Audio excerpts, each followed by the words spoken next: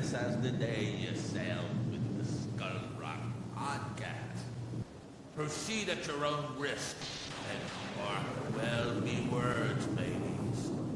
Dead men tell no tale. Welcome to Skull Rock Podcast, a show about all things Disney and pop culture. Every week, we take you behind the scenes of some of your favorite Disney films, theme park attractions, performances, books, music, as well as what's streaming, what's in theaters, and what's happening in this universe of entertainment. I'm Aljon Go, lifelong Disney, Marvel, Star Wars fan, and pop culturist. And you can email me, Aljon, ALJON, at skullrockpodcast.com. And I'm Dave Bossert, artist, filmmaker, author, and road tripper this week. Welcome to the Skull Rock Podcast. If you love Disney and pop culture, please subscribe to the show wherever you get your podcasts. You can also like and follow us on Facebook, X, Blue Sky, Instagram, LinkedIn, and on our very own Skull Rock YouTube channel. You can also email me at dave@skullrockpodcast.com. Aljon, happy Easter. Happy Easter, Dave. Did you have a great Yeah. weekend? It was good. You know, we had a little bit of a storm, but other than that, the sun was shining. The storm came by at night, so it wasn't really too bad. And the kids are happy with all the Easter egg hunts and getting high on jelly beans. So that's what they're doing. right That's now. fantastic. I mean, How about you, Dave? they bounce off the walls and then they crash from the sugar high. At 100% they do. Yes, they're like rubber balls for sure. Well, I Yeah. think that storm that rolled through you hit us on Sunday night, My goodness me. which is fine. Rain is not bad. It wasn't a terrible storm. But we have a great show. We've Yes. got part 3 of our Tim Landry and Jerry Reese interview. And that, I have to say, we've been getting a lot of great feedback from, lots of people commenting on social media. And, last week we had a burst of emails, no emails this week. I think things are kind of calmed down. It's the holiday season, so It's people are spring enjoying break, right? It's spring break. Yeah, it's spring break. You got Easter happening. So people are just chilling out with the Easter bunny and celebration. So yeah, it's all good. But the Tim and Jerry show is very entertaining, and I'm glad our listeners are digging. So Yeah, no, absolutely. And just to move us along, because we have a lot of business here, I talked with Arnie Leibovit, who yeah, many of our listeners may remember from the show we did about the Puppetoons. yes. And he's got a special screening happening in Southern California. It's the day the Earth stood still, restored print. It's a screening that's happening in Santa Ana. And I did a quick little interview with him. So let's roll that, and then we'll play the trailer for the day the Earth stood still. Sounds good. Hey, Aljon, we've got Arnold Leibovit on the phone. Arnie is a friend of the Skull Rock podcast. We've had him on before talking about the Puppetoons. And Arnie, welcome back to the Skull Rock podcast. And tell us about this screening that's happening in a couple weeks.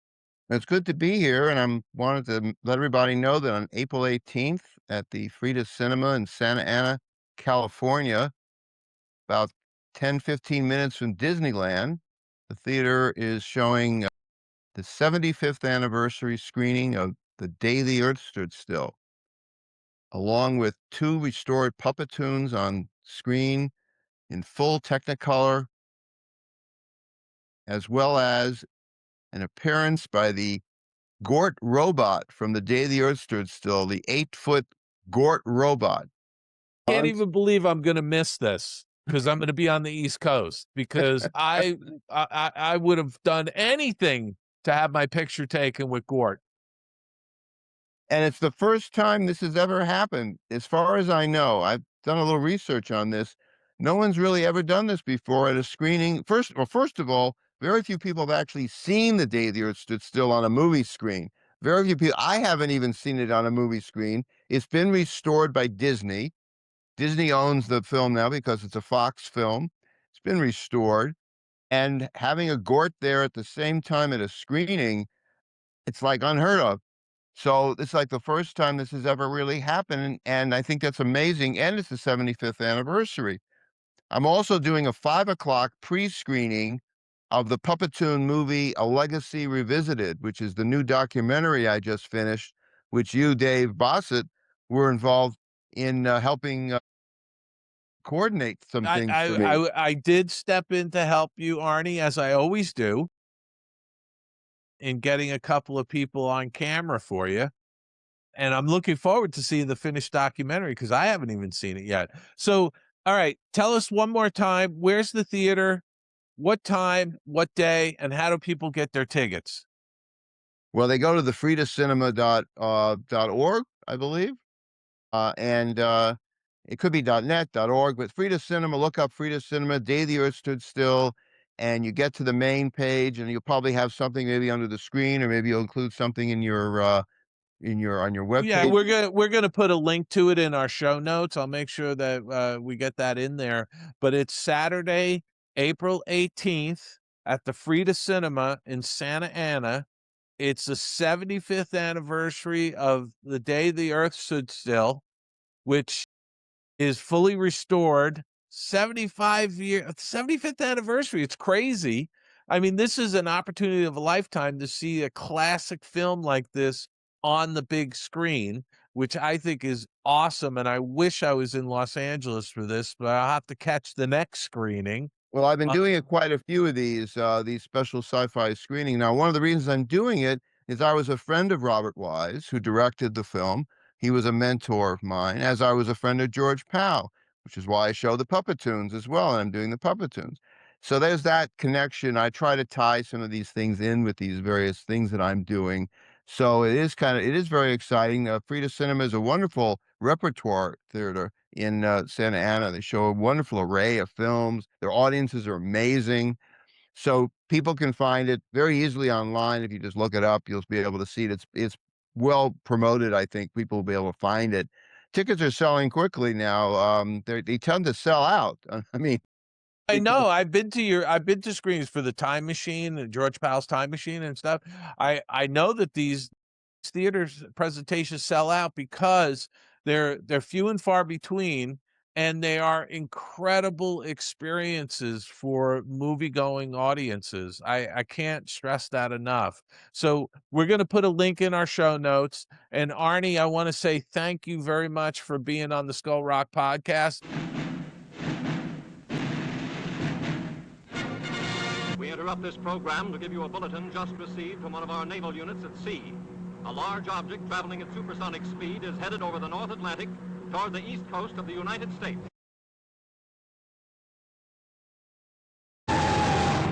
Ladies and gentlemen, this is Drew Pearson. We bring you this special radio-television broadcast in order to give you the very latest information on an amazing phenomenon, the arrival of a space ship in Washington. The Army has taken every precaution to meet any emergency which may develop. Just a minute, ladies and gentlemen, I think something is happening.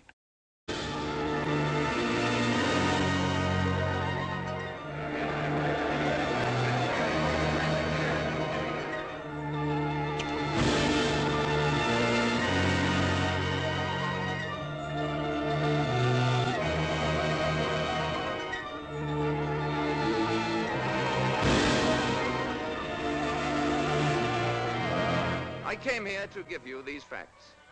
But if you threaten to extend your violence, this earth of yours will be reduced to a burned out cinder.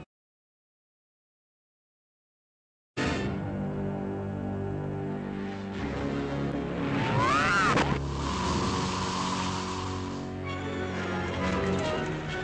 he's a robot. Without you, what could he do? There's no limit to what he could do. He could destroy the earth. All vehicles, close in. Let's go.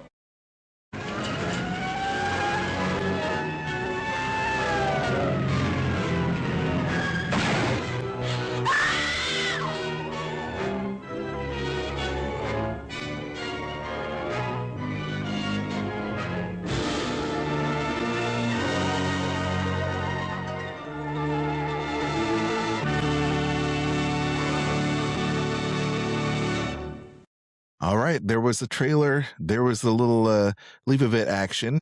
Yeah, and again, the link for the screening is in our show notes, and I just want you all to know that Gort, the robot from The Day the Earth Stood Still, is going to be, as Arnie said, is going to be at the theater in Santa Ana. So Unbelievable. I just think it's fantastic. So check that out. Unbelievable. One of my favorite films growing up, for sure, and looking forward to seeing it lovingly restored. Yeah, and you know something? It's really an iconic film from the 1950s sci-fi era. Yeah, for sure. For sure. I'm looking forward to seeing it. Yep. Next up, I just want to plug a Kickstarter. We normally don't do this, but I want to do this for legendary animation, just prolific animator, Bill Plimpton. He's been nominated for multiple Academy Awards. He's won a slew of awards for his short films. He's done 9 features by himself that he's animated. I mean, the guy is just absolutely amazing.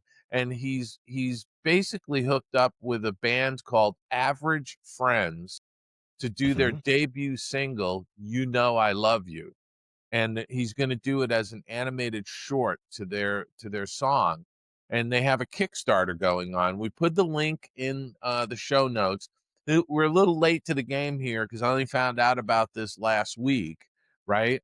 So the link is there, but it's expiring tomorrow, Tuesday, right? Yes.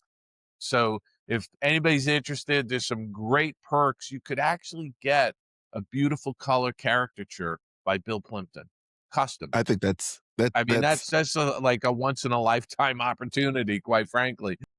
Worth the price of admission for sure. Yeah. So check out that link, and there's a little video on the Kickstarter page that explains the whole thing. And then literally, if you can spare $5 or $10, or if you could do 100 or 500, I mean, whatever you want to do, I would say go check it out because there's some incredible perks associated with that. So I just wanted to give a plug to Bill Plimpton. He's going to be, by the way, I don't necessarily like to tip our hand, but he is going to be a guest on the Skull Rock podcast at a later date. Okay. There you go. That's perfect. I love it. Well, now it is Poetry Month. And what would be Poetry Month without a check-in with our poet laureate, Matt Mason? Our Skull Rock poet laureate. Hello, Dave and Aljon. It's great to be back on the Skull Rock podcast. Happy National Poetry Month. Last time I was here, I did poems from At the Corner of Fantasy in Maine, which is the only award-winning book of Disneyland poetry ever published, as far as I'm aware. So thank you, Old Mill Press. This time, I want to bring a poem for Aljon, though. My book after that is called Rock Stars, and it's mostly poems about 80s rock, and Aljon knows a thing or two about 80s rock. This one is a poem that, I feel like sometimes I have to explain because I go into schools with this poem, and it's about the song Rapture by Blondie. And then these high school kids, they're like, who's Blondie? Who's Debbie Harry? So hopefully your listeners will get this a little better. But this poem, and I'm sure they will, this poem is called Rapture. Is the best song by Blondie. It makes you feel like there's no other choice but to raise your arms up and shake your feet. Even the Man from Mars, Eating Cars, disco rap, weird bits, all of it. Debbie Harry's voice swoons to a command, the piper playing to the wicker basket of cobras, and inhibitions be damned. Though when you hear it in a Chipotle in your 40s, seated across from your 9-year-old daughter, you realize there are limitations to enchantments, to how much you can get away with shaking, that once you could let it all go and who would care, could carpe all the damn diem you dare, and in this chain burrito experience, in this age of graying hair, this rapture, where while gravity holds you tight to your chair, all around you, others are lifted one by one into the air. Happy National Poetry Month, everybody. Go out and celebrate accordingly. Buy books of poetry. Hug a poet. Give churros to a poet. Write a poem. Do it all and have a great one. Love Another it. good one with Matt. I love it. Good stuff. Absolutely. I just love it. And that was for you, Al John. You know, Thanks. I mean, as he said, that was, you know, some 80s rock. I love it. You know, Matt's got a 80s rock inspired poetry book that I've got. It is wonderful. Please go check it out. Link will be in the show notes for sure. Pam, do you know, she wrote this great review of my poetry book. That's my pick. I read a great review. Your girlfriend got a great review. Oh, that's my pick, too. Sorry. Excuse me while I start the projector. Skull Rock Podcast, Picks of the Week. All right, Dave. What have you been checking out this week? Well, I got to tell you, I finally got a chance to see Sisu Road to Revenge. Yes. Oh my gosh. You know, I gushed about the first Sisu movie that came out and I think it was in 2022. I know, right? I gushed about that movie. I just absolutely loved it. And this is the follow-up, Sisu Road to Revenge. The synopsis is Corpy, the main character, dismantles the house where his family was murdered and loads it on a truck to rebuild it somewhere safe.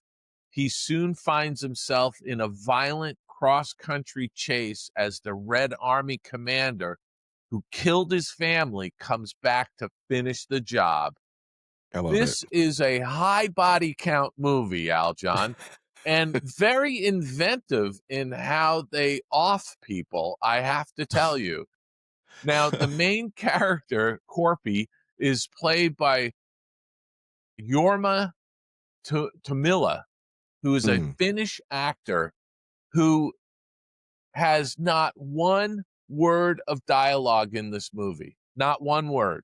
He does not utter a word in the entire film. I love it. You can read what he is feeling and thinking on his face. He's that good. Absolutely amazing. The villain is Stephen Lang, who you've seen in many movies and television shows. He plays Igor Dragunov, the psychopath. Richard Blake is in this as well. He plays a Red Army commander. And Richard Blake, you may remember if you watch Mayor of Kingstown, he played the leader of a neo-Nazi prison gang in, I think it was season 2 or season 3. Anyway, it's a very small cast, I have to tell you, but it is fantastic. Just a great movie. They just keep ratcheting up the tension. And I thoroughly enjoyed this. Rotten Tomatoes gives it 93%. IMDb 6.8 out of 10. 78% of people like this movie. You can catch it on Netflix now. Okay. Love it. So on the small screen, I started watching a couple of episodes of a new series from CBS called CIA. It's a 1-hour crime drama centered on two unlikely partners, a fast-talking, rule-breaking, loose-cannon CIA caseworker, and a by-the-book, seasoned and smart FBI agent who believes in the rule of law. When this odd couple are assigned to work out of CIA's New York station, they must learn to work together to investigate cases and criminals posing threats on U.S. soil, finding that their differences may actually be their strengths. So this is a Dick Wolf show. You know, Dick Wolf is just a prolific producer of these types of shows. Really well done. Nick Gafuse plays Bill Goodman, and Tom Ellis, Colin Glass, the two main characters. really well done. I've enjoyed it. It's only got 63% on Rotten Tomatoes, 6.1 out of 10 on IMDb. Check it out on. I watched it, I think, through Prime, but it's on Paramount Plus. It's a CBS show, so you can check that out. And then I watched the new Taylor Sheridan series called The Madison, a heartfelt study of grief and human connection following a New York City family in the Madison River Valley of central Montana. It stars Michelle Pfeiffer and Kurt Russell. Who doesn't like Kurt Russell? Right? And what a great cast already. Yeah. I mean, Kurt Russell, who stars in Monarch over at Apple TV, right? Yes. Which is a fantastic show. Elle Chapman plays one of their daughters. Matthew Fox is in this. It's, an ensemble cast. I have to say, it's a little slow out of the gate, but what I loved about this show, Aljon, is the cinematography in Montana. It is, I mean, the locations are absolutely stunning, okay? And I don't want to give away too much, but again, it's a Taylor Sheridan show. Rotten Tomatoes right now gives it 61%. IMDb gives it 8 out of 10. And 60% of people who watched the show liked it.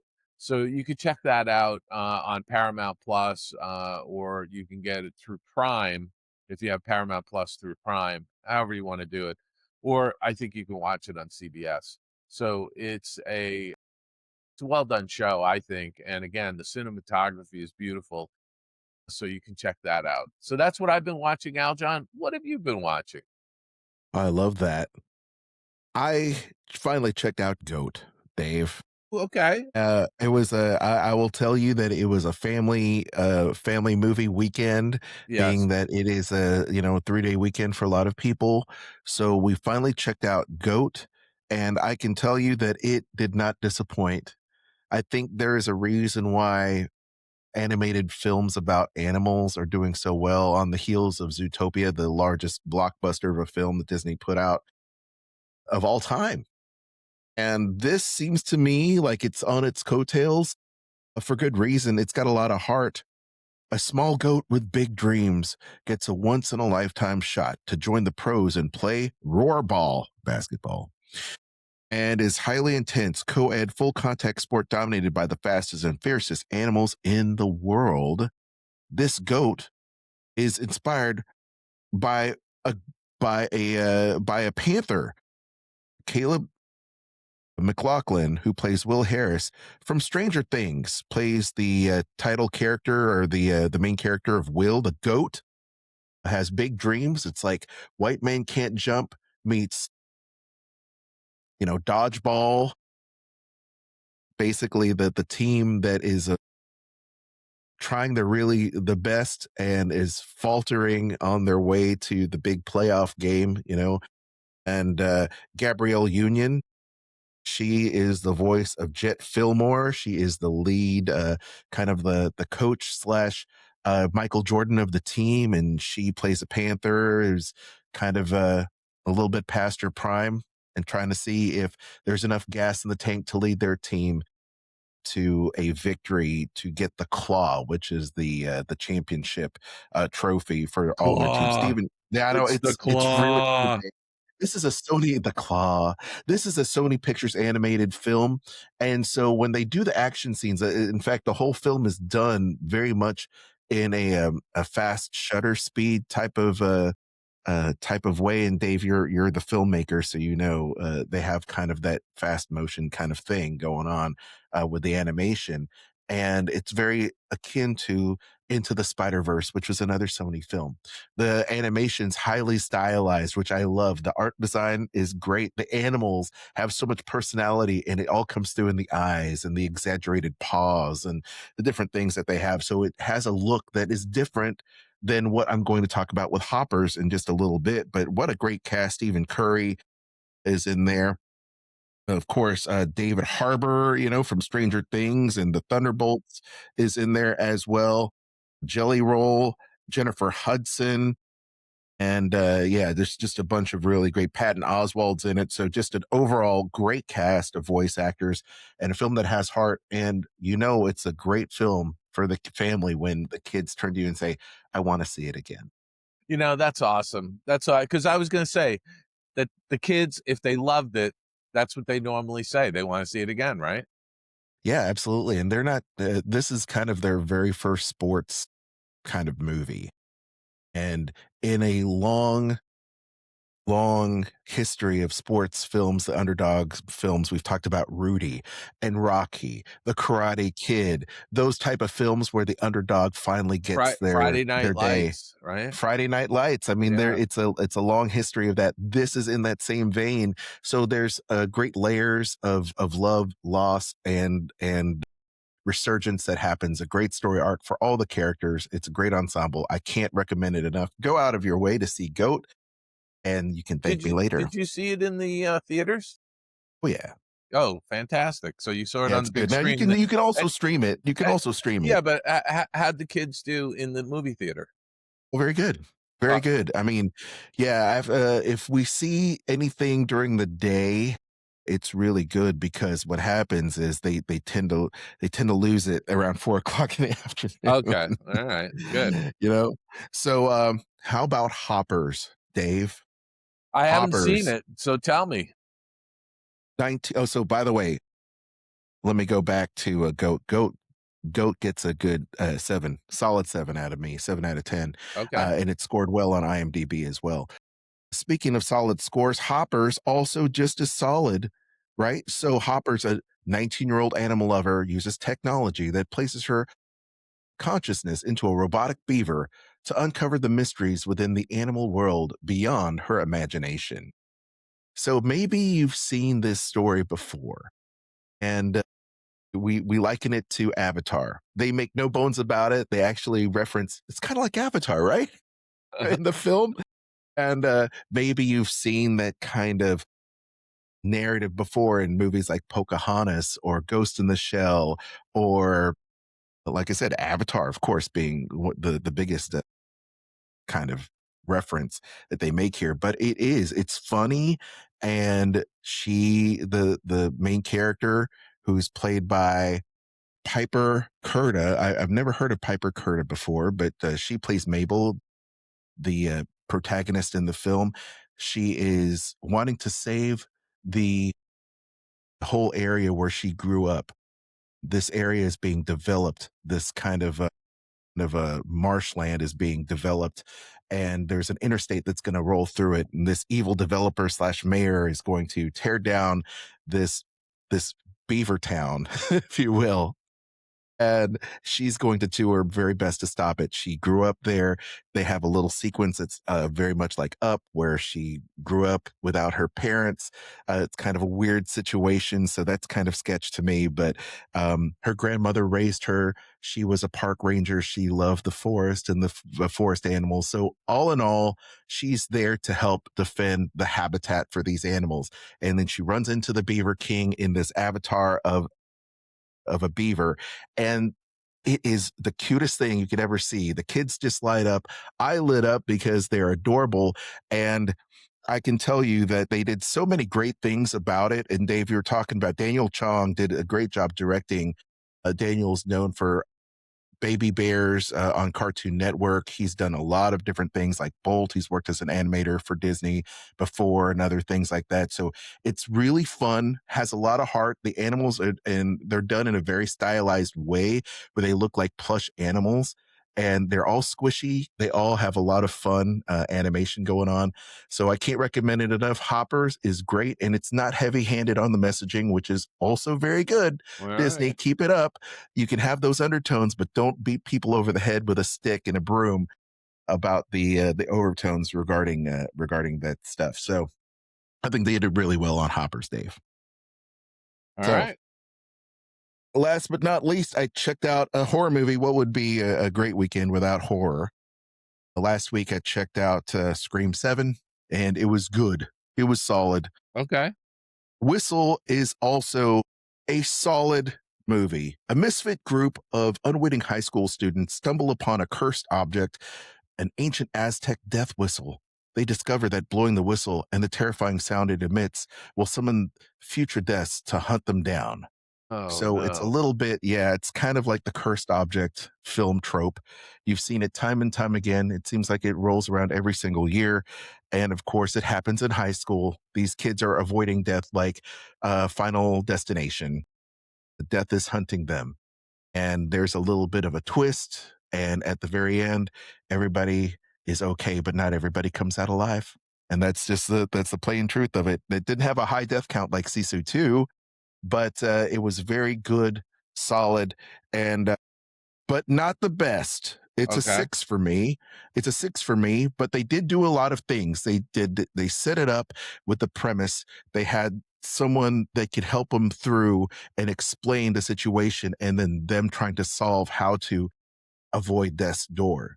Okay. Daphne Keane is the lead, and Daphne Keane played X-20.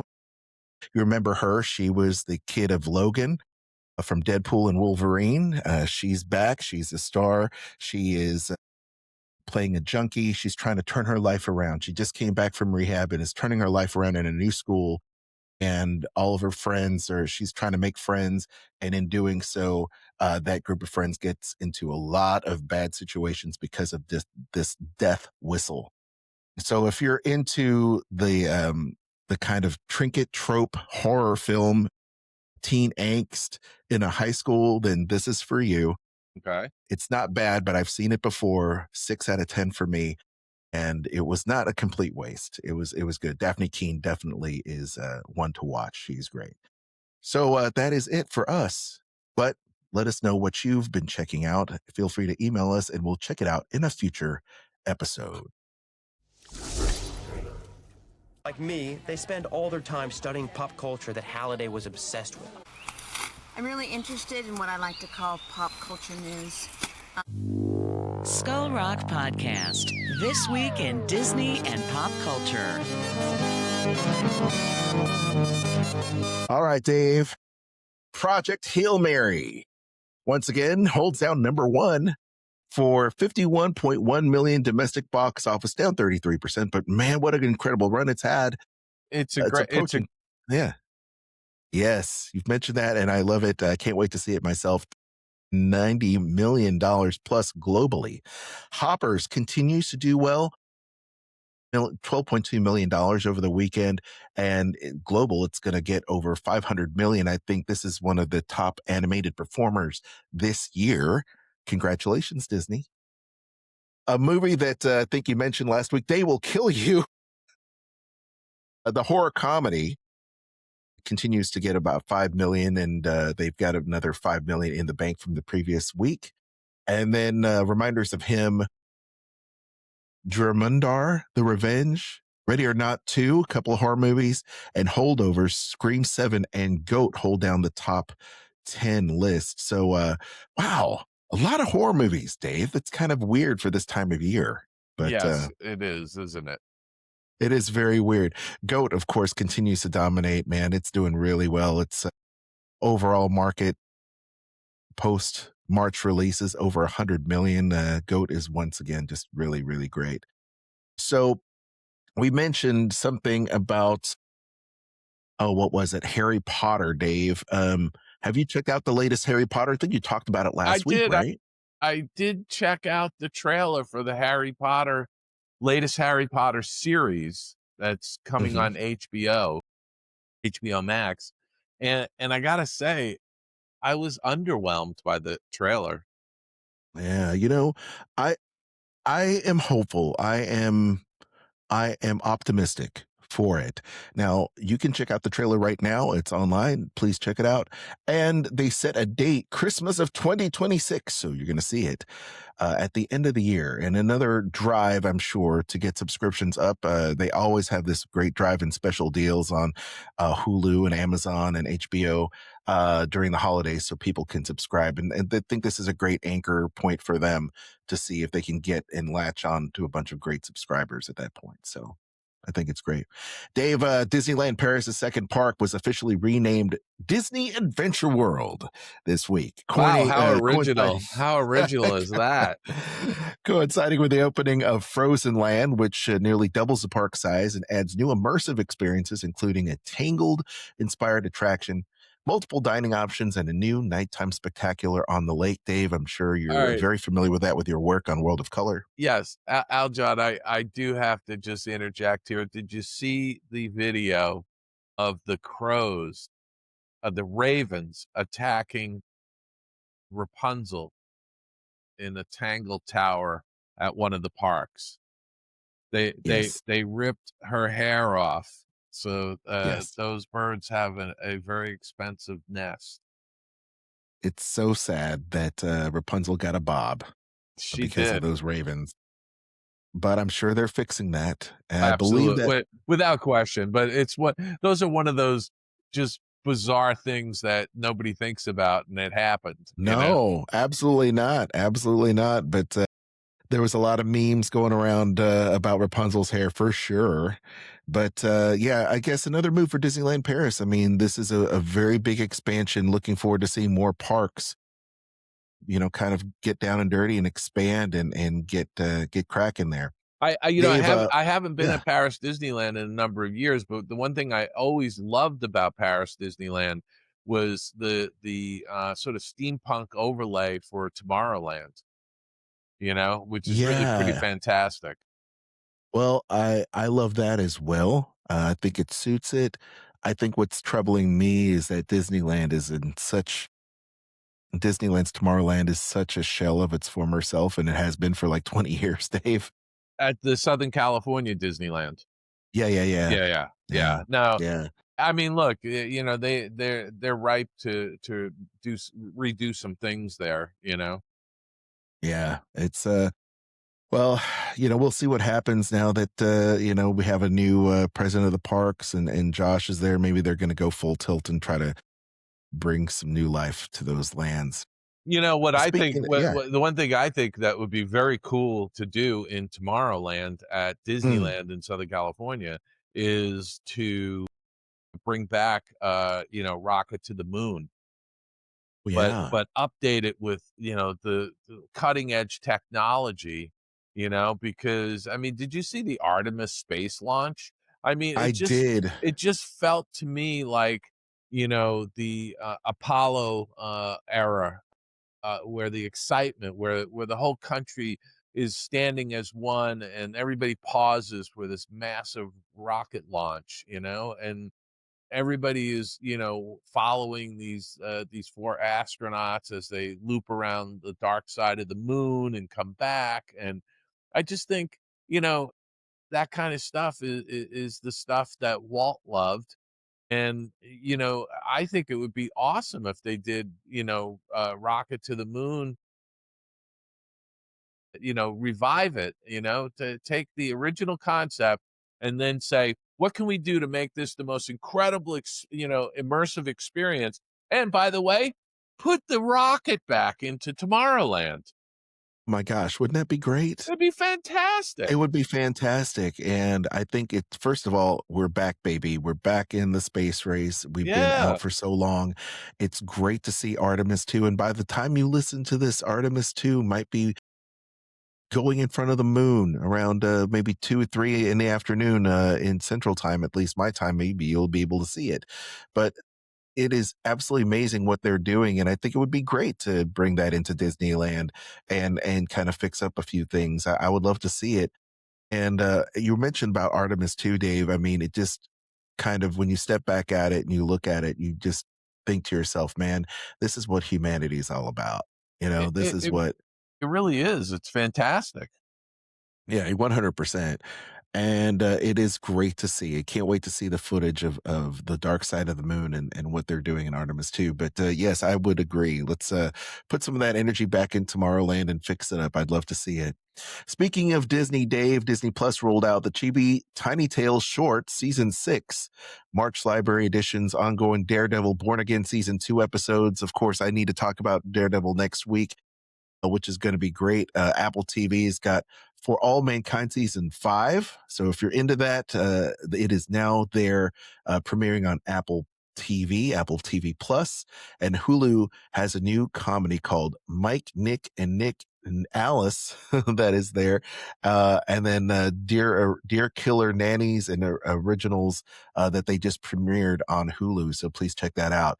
And Dave, since you're a Beatles fan, yes, Sir Paul, and the lead single Days We Left Behind, marking a fresh new chapter in his solo career. I love it. Can't believe how prolific is Paul McCartney to be releasing music this late in his life, but I'm glad he's doing it. You know what? I think that these musicians that are constantly engaged with their fans, that are out there touring and performing wherever, and it's not about the money for them. Certainly not for Paul McCartney. In fact, his latest tour, he's doing smaller venues. Yeah. You know, he's doing like 12 and 1,500 seat auditoriums. You know, I mean, he could fill Dodger Stadium, but he's doing more intimate locations, which I think is really great for the fans. And it gives him more of a personal connection to the fans where he can actually see people, you know, and it's not just a sea of, you know, shapes.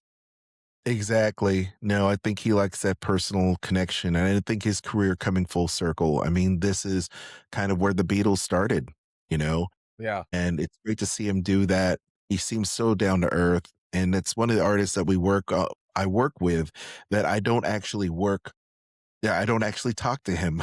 I work through a series of proxies like his management company or whatever, but I don't talk to him. But man, I wish I did.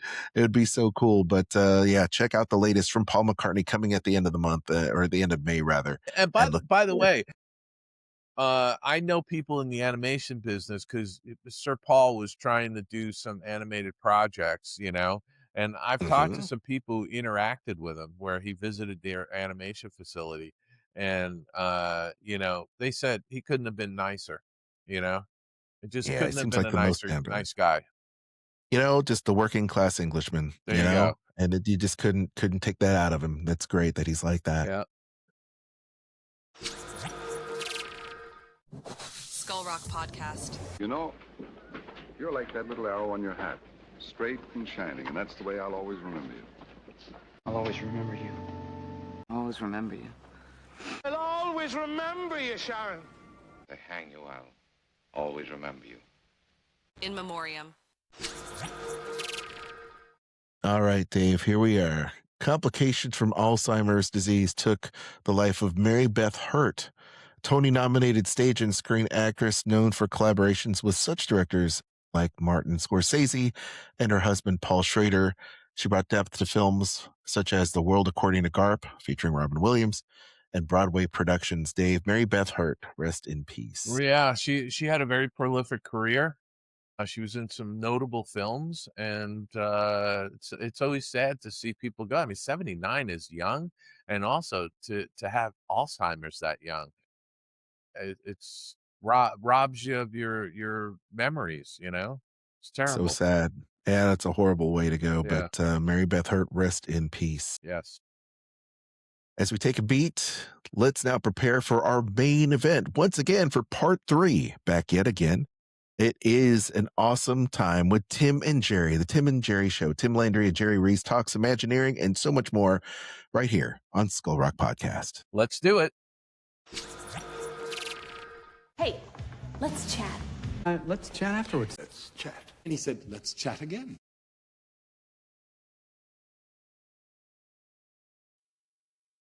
Well, Aljon, we are back for week 3 with Tim Landry, visual effects supervisor and all-around cool dude, and Jerry Reese, who I would spend 10 minutes giving all of the producer, director, writer, animator, story artist. I could keep going on and on. Toaster guy, who's been on the show before with us. Guys, welcome back to Skull Rock Podcast. Thank you. It's fun. Hey, last week we kind of ended a little bit. I don't know if we really ended. I want to wrap up. We ran out of time. We did. We ran out of time. Okay, good way to put it. We were talking about Mystic Manor, Soarin' in Tokyo, Cinemagique in Paris. And I want to kind of just wrap up that bunch of projects that we discussed by saying, can you add a little stinger to this, as well as, who else was involved and what awards did these projects win? Because they all won stuff. Right. Well, first off, I want to mention that Ethan Reed had a lot to do with building the mythology of that space, Albert, and just Lord Mystic and everything about that place. So when I was invited to come into the world with Tim, Ethan had built a great deal of it for us to go play inside. We love Ethan. Ethan was a past guest here on the Skull Rock podcast. And let's see. Well, let me bring up my list here of awards that we won together. So Mystic Manor won a Thea Award, and it was also a Visual Effects Society nominee. I think that was a first. Jerry, can you just mention, just for our listeners, what is a Thea Award? Themed Entertainment Association has an event that is like the Oscars. It's the Oscar for theme parks, right? For theme parks worldwide. And so, a number of times Disney obviously is involved many times with it, but it is not exclusively Disney. It's all themed entertainment all over the world competing. And so, when our teams win the awards, it's really fun. So that was one, Mystic Manor winning the Thea. And then Cinemagique, also the Thea Award for Outstanding Achievement on an Attraction. And let me see, Animation Magic. Now, this was a fun one. Well, now we haven't really talked about Animation Magic. Okay. So before it was a Thea Award winner. Okay, but before we get into that one, anything more on the projects we discussed over the last two episodes? Well, gosh, I just wanted to make sure that I wanted to make sure that people understood that with something like Cinemagique, there was all kinds of technology we put into it, but we really learned the lesson that every time we'd have a screening, the moment that the romance bloomed and there was commitment, people would just cheer as louder than all the visual effects. So it just taught us once again that heart is the point. You have to have a story with heart to it. Yep. Yeah. Okay. So now let's talk about Animation Magic, because it is, I think, a rare moment here at Skull Rock where not only have both guests worked on it, but your lovely co-host here, Dave. I worked with you guys on that. Yeah. So Jerry, let's start with what was the sort of the seed that was planted? How did this Animation Magic come about?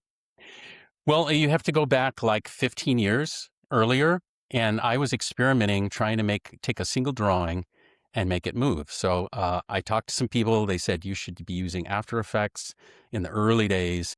And so for years and years, I was attempting to do something where it would be some version of The Secret Life of Graffiti. And I thought, what would it be like if you didn't have an animation team redraw somebody's art, but you just said, hey, you do drawing, and then your drawing would come to life. So I would experiment with scanning all the pieces of the character and then manipulating them to make them move. And so I'd been experimenting with that and trying to build stories around it. And there were several times it almost became a series. But after like a decade goes by, people were telling me like, what are you doing? Like, why are you still pursuing that? And I kept thinking there's got to be a place, because it feels like magic. And I got a call from Tom Fitzgerald, and he and the team said, hey, there's this place. We need something magical to happen there. And so we wanted to pick your brain about that. So I went in and took a look, and oh my gosh, it was supposed to be people being in like they had gone back in time to the classic era of the Disney animation department. So it was the Art Deco, beautiful furniture and everything. And it's like, what could happen here? And I went, how about if your drawings come to life? And so I showed them footage. I didn't tell them it was 10-year-old footage. Yeah. I just showed them some footage of animation. They went, wow, that's really special. So then I asked them to do drawings. And I took it home. The next day I brought in drawings done by the Imagineering team. And they got to see their own drawings and their kids' drawings and stuff come to life. And so, man, people just got hooked on it. I even tried an experiment where I took Dick Van Dyke in Mary Poppins, where he's dancing with the penguins. And this was not easy. I didn't have an algorithm to do it. I just by hand erased the penguins, put the background behind it, etc., and then put people's drawings dancing with Dick Van Dyke in that classic scene. And so, man, people got hooked and wanted to do it. So now I got to ask you: was it when they first came to you? Did they say we have this restaurant and we need to do something special for it, or was it we want to do something special? We're not sure how it's going to fit into the ship. They said usually, of course, always we want to do like think of a magic moment and then build the world around it. But this is a rare case where you're building a ship and it's just happening, and they're cutting steel and they're making spaces, and so it was an unusual thing where it's like the world is happening before the story. Yeah. And it's like, how could it feel like it was just meant to be? And for you to feel like, oh, of course you started with the story and it became that place. So that was a rare thing because, I could go back in my own history, and there were some others of us that were from that same era, the CalArts class, the first year we come in, we still see the desk sitting there that Frank and Ollie used. I got to actually sit at Ollie Johnson's desk as soon as he went upstairs to do the book. Jerry, I think we should bring our guests up to speed in that Animation Magic was a dinner show in a restaurant on a ship of the Disney Cruise Line. I'm not sure we made that clear to the game. Yeah, but I guess the question is, before it became a show in a restaurant on the cruise ship, it was going to be for the cruise ship, but was it always going to be for a restaurant? No. When I designed it, I tried all kinds of things. I did graffiti coming to life. I did people like going in to do just a tag on a wall when they're in a restaurant. And it's like they by the payphone or something, and people are like, oh, who left that graffiti? But then it could talk with like the id being their own voice. So it was just wanting to be some invention of where it would make sense for people's drawings to come to life. And so it exists entirely outside of the idea of restaurant or ship or anything, in my mind, as just this wonderful magic that could live somewhere. And people were telling me it will never find a home. So when they called me and brought me in and said, here's a home and it needs a magic moment, it was the marriage of like, for years, this has been trying to find a home. Boom, there it is. Finally, it's like, oh my God, I could imagine the character sitting there and looking around the ship at all these beautiful Art Deco desks and going, I was born here, dude. It's like, this is my place. I mean, it almost feels as though, well, first off, the thing I would say is there's persistence of vision. You had a vision and you were persistent with it. It also feels like it needed to have the right moment in time when the technology caught up to be able to do what you wanted to do. Yes, and the thing that was always, I was obsessing over, because, I came up in animation and then I jumped onto Tron and I was introducing computers into the mix and everything. But the thing that I was obsessed with that was the authenticity someone would feel, the proof of the magic, if you left their drawing there. Right. So if it was like they did a little scribble, or originally I was going, well, even if you had paint on a wall and somebody scratched into it with a key, like, but that could come to life. It's like, it would really be authentically proving to that person, to everyone else, that this moment of magic had really happened, that you didn't cheat and have an animation team pretend their drawing came to life. That would be their drawing, and when you draw it and a few moments later it's moving, that's the authentic fingerprint you have on it as the guest. To me, that was the magic, is to have you feel like my stuff went into that show. So at what point did they say we have to do this, and when did you bring Tim into it? It was like within 3 or 4 days.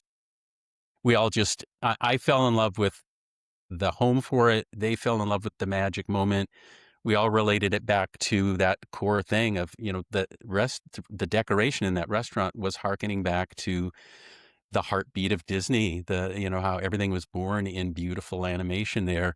And thankfully the furniture was just as beautiful with those wonderful Art Deco stuff. I'm So not it just sure all you seemed were right. aware, Jerry. I'm not sure you were Yeah. aware. They brought me in to do basically a polish on the design of that whole restaurant. Wow, cool. All the layouts of all the nooks and crannies and the server stations and all that. Somehow they That's great. nominated me to do the design on that stuff, and it was quite an Isn't honor. that funny? That's like fate was bringing us together again. That's awesome. And then, gosh, another thing that they needed was in that space, before that magic happens and the screens, there's many, many screens in that restaurant, by the way. So if you're sitting with your friends, and this is quite a trick, and we can get into more of this later, but there's a lot of people that can sit there. So if 700 people are drawing and your drawing is somewhere among the 700 and you're looking around, where's mine? It could be very frustrating. So, we curated and had the drawings that were done by the people sitting at a table, like appear near them. So you could be guaranteed that you would see you and your family and your friends' stuff. But the rest of the time before that happened, there were it needed to be other things on display that would make sense for the space. And I was so excited. I got to curate a show that had never been done for Disney before. I said, well, we're in a restaurant. It'd be great to tell the story of food and restaurants. So starting with everything I could find in Disney storytelling about planting seeds and then growing the crops and then harvesting and baking and then enjoying the food and then the restaurants and all the way to tea and dessert at the end. And to have that curated into one continuous show about that story was just great fun. Did you use anything from Food Will Win the War? I'm not sure. I don't know. So the question is, did Food Will Win the War or use anything else from it? So the next logical question is, they want to do this. You find out that it's going to be in this restaurant on a new cruise ship, and what's your next step? You start storyboarding out because there was a pre-show and an after show, right, and all of that, right? Well, it had to make sense. Yeah. So of course, but we thought, well, what if Mickey uses his sorcerer's hat to make the drawing come alive? So what if that's the magical force going on in the restaurant? Yeah. And so we thought, well, at the beginning, if you come in and you sit down and the wait help says, hey, Mickey really needs your input. He's like creating characters and he needs your thinking, your magic, and gives you something to draw with and just pins of all different colors and stuff. And you sit there and go, oh, the head goes here and the body goes here and the arms, here's the hands I'm going to make. And you just draw this little thing. And so at the beginning of your meal, you've done that. That was another thing that they gave me to do, by the way, Jerry, is I ended up designing that placemat. Great. And the placemat has a template on it that shows you the head goes in this area, the arms go in this area, and the rest of the body. Right. So it can basically become a puppet. Yeah. And that's, I mean, again, I know a lot of our listeners have probably experienced the show on the cruise ship, but just for those who haven't, you would sit down at dinner in the restaurant on the ship, and you'd have a placemat in front of you, and you would have. You'd start by doing drawings. Were there crayons on the table? There were pins. I think it was mainly pins they chose, markers. Yeah, and different colors. And the guest would do the drawing if they wanted to. Yeah. There was no pressure. You didn't have to. Yeah. Although, you know what? I must say I got fun stories back. I remember Joe Cicero told me that he took some people on board and they felt very intimidated when they thought, oh, I'm going to do a drawing. I can't draw. And he went, go ahead. It's fine. Anything. A stick figure is great. So sometimes these executives in a tie would be like struggling to do some little stick figure and like, oh, I'm terrible. And the audience would cheer more for the little stick figure once it was dancing, because we went through phases with the show where first Mickey comes alive. You see a drawing of him and he starts to animate. You see papers flip. He comes alive. He gets full color. Then he takes one of the placemats and shows it to you. I need you to draw here. Later, you see an animated Mickey come back with a stack of the drawings that are supposed to be from the audience. And they really are a collection of the drawings that people have done. And one by one, he conjures them, and in the same way that he conjured the little brooms in Fantasia. So he conjures one at a time, pulls the drawing off the surface, then gets it to march. So it's following him to the Sorcerer's Apprentice music. Instead of the brooms marching, it's your drawings marching. And I purposely started them out really stiff, and people are like, oh, that's cute. And then had them get a little bit more expressive, and then the music would change, and then they would be like ice skating and then doing dynamic things and marching really bold and stuff. And they're like, wow, my drawing's getting more and more capable. And then suddenly the genie would appear from Aladdin, and then their drawings would be dancing with the genie. And I was like, oh my God, the audience would just go nuts because it was a whole new level. Now they're in the movies. Yeah. So now it was many, many scenes where I went through and found candidates to add people's characters in. So like one example was Pinocchio dancing to I've Got No Strings. And so we had to sort of widen the scene slightly to make room, and then had characters dancing right next to him that people had drawn doing the little dance that they had no strings either. And so we found many candidates. Another one that was very tricky, and Dave, you helped me with this in a huge way. I was very impressed. Snow White was dancing with the dwarves where they had been stacked up. And yes, you deserve praise. But, I would do test versions of these things. For most of the scenes, I would find the scene and then I would do a rough erasure and then show how the drawing would fit in. So I did those in After Effects animation to go, here's the idea. So you would then take it and go, okay, now I'm going to make it the pristine, beautiful version that will fit up on a big screen. You'd go back to the original elements. Well, in that scene, and you can explain what you did with it, but I was faced with this nice dance with Snow White and your character. And then they would get to the edge of the scene and there was half of Grumpy sitting at the organ playing. Yes. And it was just cut off. And it was very uncomfortable with our format of our screen to have just half the character. Yeah. So you did this magic thing. Tell them what you did. No. What we did was we had been working with the original animation from Snow White, and the Grumpy, what you're talking about, Grumpy playing at the organ, he's partially cut off. We just went in and completed the drawings.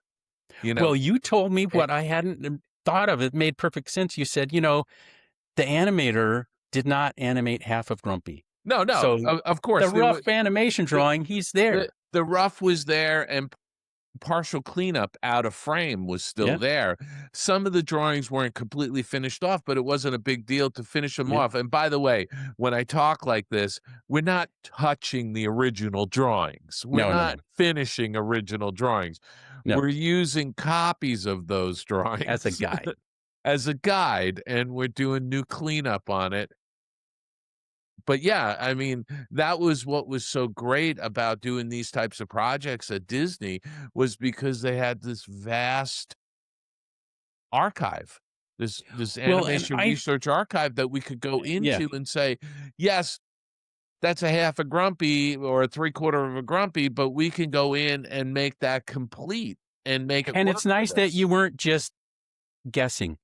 I love that you went back and respected the original animator. Oh yeah. Books. That's so cool. And I think people would hear it and they might assume, oh, you just guessed and finished it, and that's kind of a betrayal. No. Didn't happen. You went back and checked the original roughs where the full character's sitting there. And got copies of the original drawings. Yes. And re-registered them and did all of the stuff that we were supposed to do. Yeah. And laid fresh paper over those, Xeroxes of the drawings and recleaned it. Did you ink and paint the whole sequence or just certain frames? As I recall, I think that we went in, if I'm not mistaken, and we just re-inked digitally inked and painted the new drawings with Grumpy and used the existing background, essentially compositing over what was already there. Okay. But now it's complete. The other nice thing about the archives is you know what colors go there. Oh, yeah, absolutely. Without question. But as I recall, I think we may have done a digital extension of the background, finishing it off, So again, it's all seamless. You can't tell, and the main point is it's in service of your drawing, stepping into that world and having an interaction with classic characters. So that's what you're focused on. But I was so happy that you went to the trouble to respect the authenticity of the original work as we did at tweaks like that. Yeah, that blew my mind too, Dave.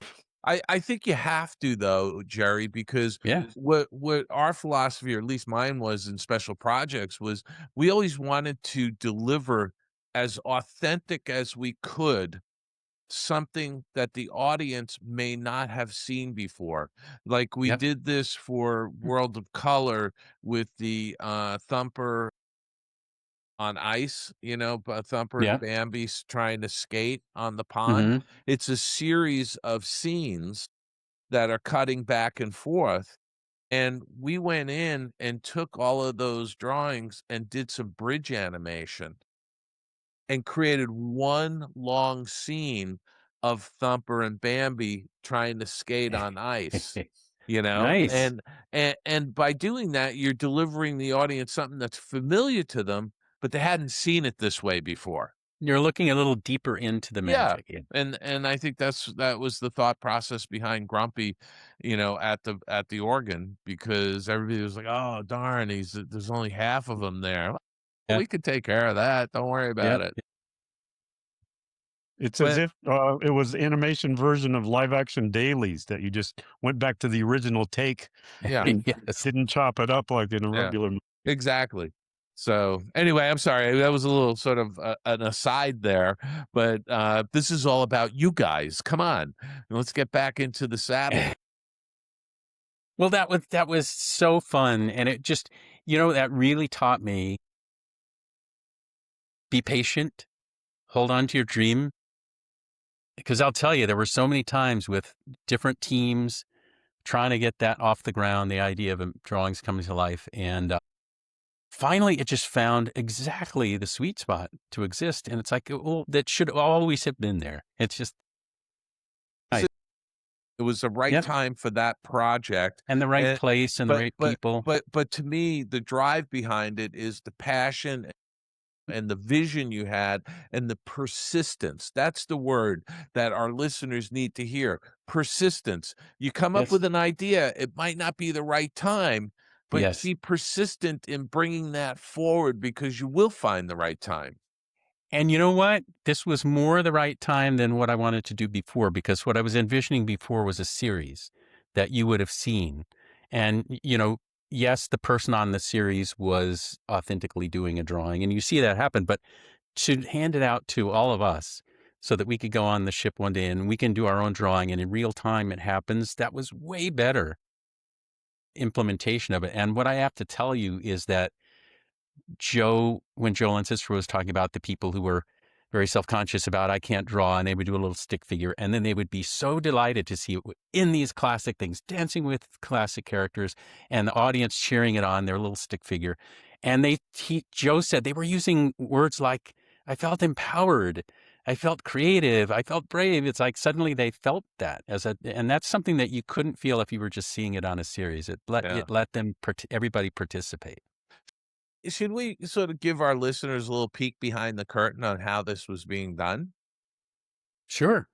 Because, why don't we start with the actual process of taking a guest drawing, even if it was a scribble by a 3-year-old. And there are plenty of those. So when you come into the restaurant on the ship, you're seated at your table, and before you is the placemat, and you're just instructed to do a drawing if you want to. And then once that drawing's done, it's before you even order, isn't it? Yes. And it's Mickey's invitation. You see Mickey on it. He's inviting you, and it's because he wants characters. He needs characters to create with. So it's very inviting. And you're encouraged to do that because he needs it for the magic that's about to happen. So you feel a sense of anticipation with it. And so once you've done the drawing, there's a cast member on board who's going to collect that from you. Mm-hmm. And what do they do with those once they're collected? Well, they scan every single one into a computer. So that's done backstage. They go into the kitchen, so to speak. Well, yes, it was a very crowded space in the first ship that it went on to, where people had to, as they're bringing food out to the tables, had to get squeezed past the person that was scanning.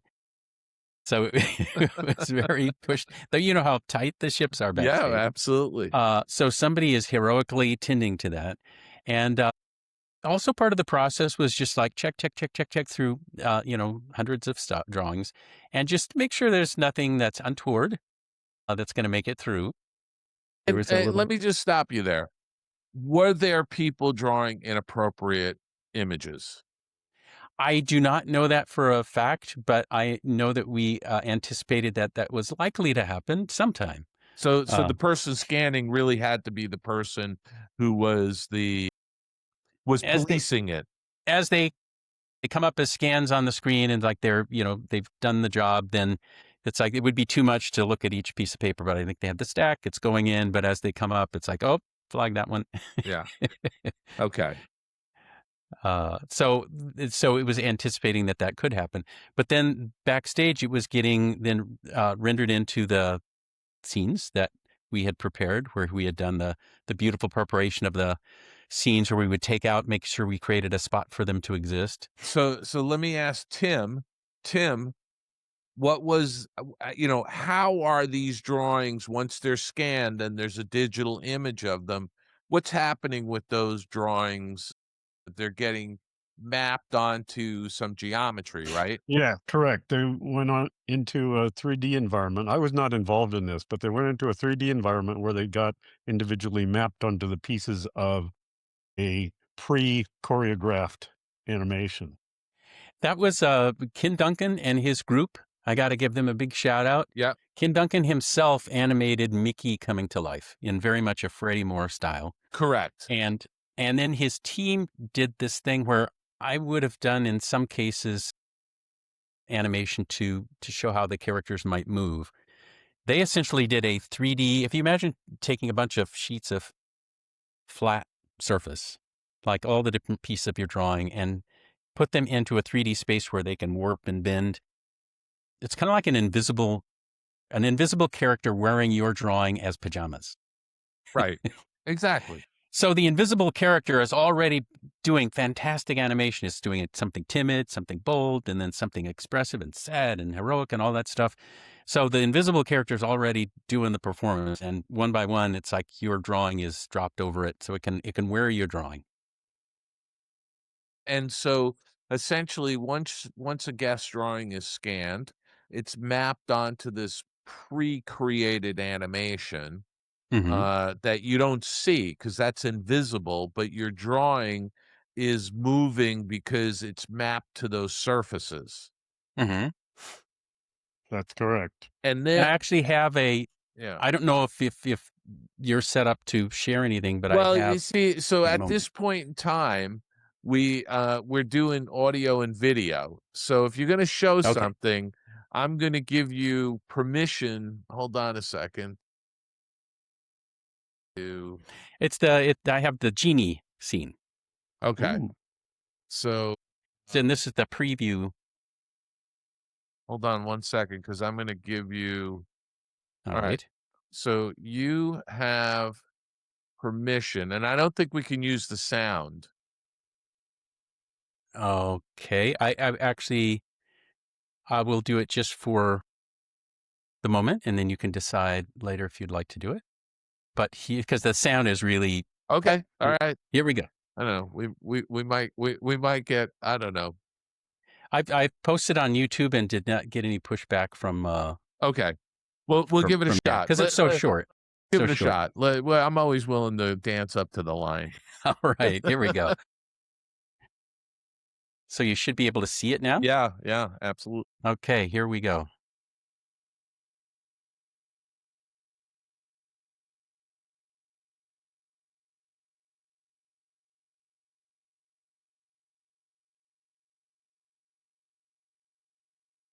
Mama. No.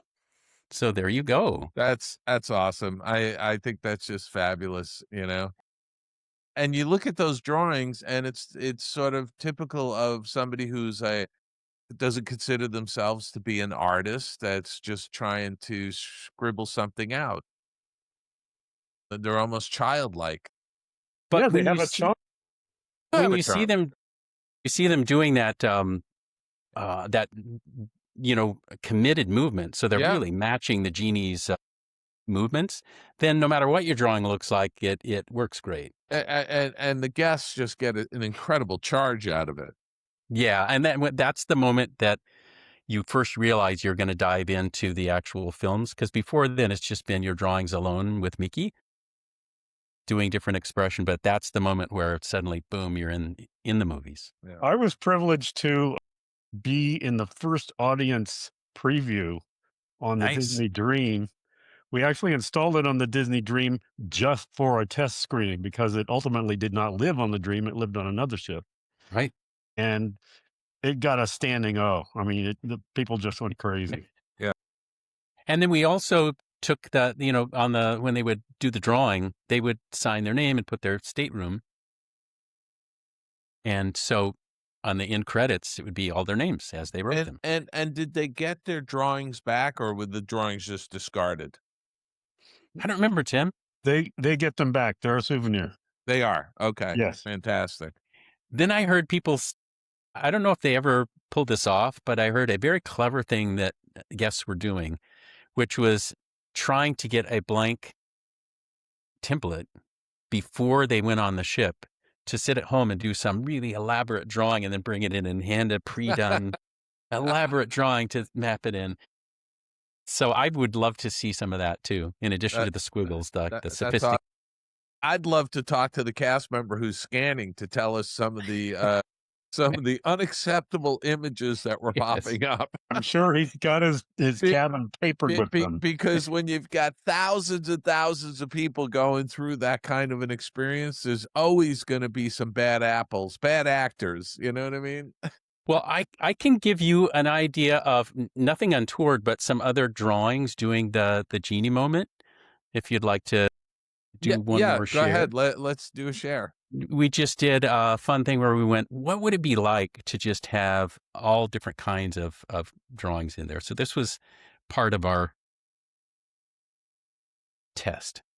So you'll see the same beginning, but it will continue with a dance off. Don't let the repetition of the music drive you crazy. Here we go.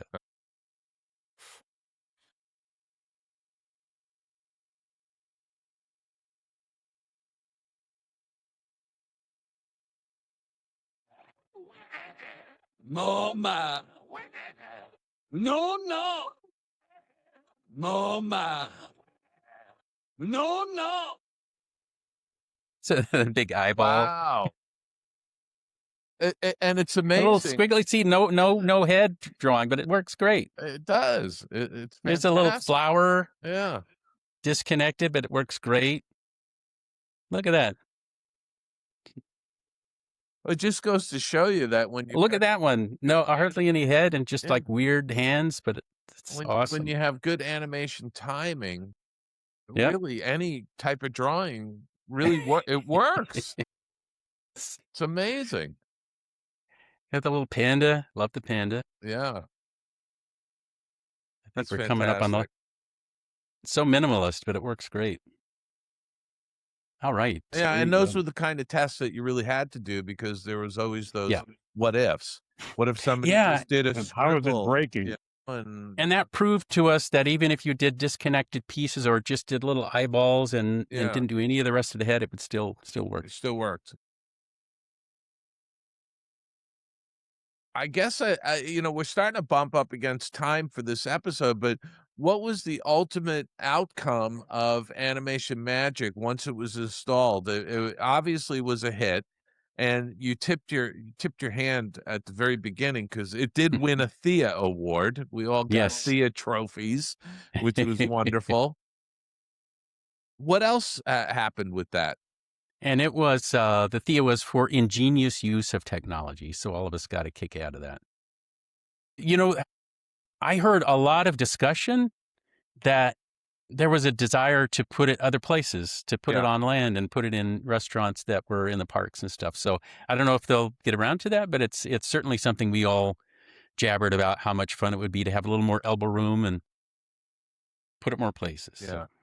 I mean, that seems like it would be something you could do in the, the animation attraction in Disney's California Adventure, and actually have a load of guests come in and do, a serious drawing. So like, teach them how to draw one of the Disney classics and get them scanned in and see them marching along on a screen as the payoff. And then once you're in a facility that has more elbow room, you can do things like have people walk down a hall after they're done, and their own character walks beside them and just matches their movements. You're like, oh, it's well. Speaking of which, I went to a sort of a museum presentation in Tokyo and some installation trip that we were there.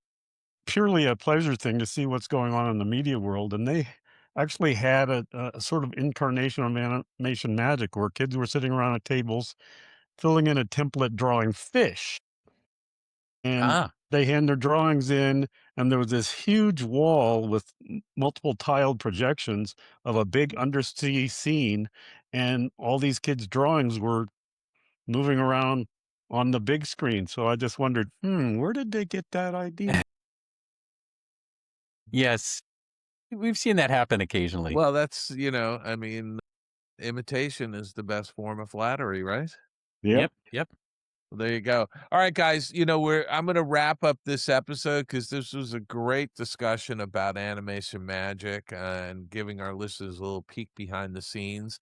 And for those of you who are listening on the podcast, just audio, check us out on our YouTube, the Skull Rock YouTube channel, and you'll be able to see some of the examples Jerry was pulling up to show us. With that, guys, I'm going to say thank you for being on the Skull Rock podcast for week 3 with us. Thanks, Dave. And we will see you again next week because I want to wrap up our conversation with you in episode 4 next week. So we'll see you then. All right. Thank you. Thank you, Dave. Let's get out of here! Come on, Scotty, let's get out of here. Let's get out of here. Let's get out of here. Let's get out of here, Lieutenant. The stories continue with Tim and Jerry. And it's always great, as I say, to hear the stories behind the scenes. And I will just tell you, working with both Tim and Jerry over the years has been nothing short of joyful. They're just wonderful individuals, and I got to work with Jerry on a number of projects, throughout my career, and he's just a super talented guy. He's also just somebody who's very even keeled. It's you can't really fluster Jerry too much. Love it. As much as I've tried, and, but he really is. Both of them are just terrific individuals, and it was just great working with them. So I'm so glad they're able to come back and talk with us and tell some of the behind the scenes stories. I love it. I love it. All right, gang. Well, here we are, man. Looking forward to next week. I think they're going to be back in the hot seat. I can't believe it. Next week, Tim and Jerry will conclude with an awesome final installment. Gang, if you love Disney and pop culture, please subscribe to the show everywhere you listen. You can also check us out on YouTube, as Dave mentioned earlier in the show. Subscribe to that feed. Also, check out our shorts. We've got a bunch of Reese. I see that all the time as I check out our shorts, our short video content. just to make sure that, we have a little clarification there. But check out the YouTube channel. Check out everywhere you listen and stream the podcast, video podcast on Spotify. So many different places. Subscribe, like us, share us. We're on all the social media platforms as well. You can check out our archive of shows. Man, there's like 280 plus episodes of our show there. skullrockpodcast.com. You can also follow me, Aljon Go, on Instagram, and that's where you'll find me talking about guitars and this podcast and cats and adoption of cats and children. You never know. There's a bunch of really cool stuff you can check out there in my social. And then you can also check out my other podcast, Dining at Disney. We launch a show every single week. Great video content in there as well. There at Dining at Disney. Check it out everywhere you listen to podcasts. And also, lastly, a huge shout out to our friends at Source Radio for helping promote the show, srsounds.com. All Disney music all day long at srsounds.com. Well, Aljon, if you're going to check out my shorts, you better be wearing heavy-duty industrial gloves. You got it. Well, folks, this is it. I will not be talking about this topic any further after this show, because this coming week, it's Animation Y'all Expo in Nashville. Woo-hoo. I'm going to be there with Aljon in person at the Animation Y'all Expo in Nashville, April 10th to the 12th. I don't even know if you could still get tickets. You could try. It's been the tickets have been flying off. That's all I could say.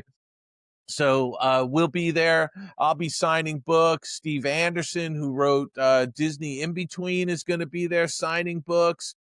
We're going to have signed editions from Bob Weiss and other authors. So I hope you swing by. If you're going to be there, swing by and say hello.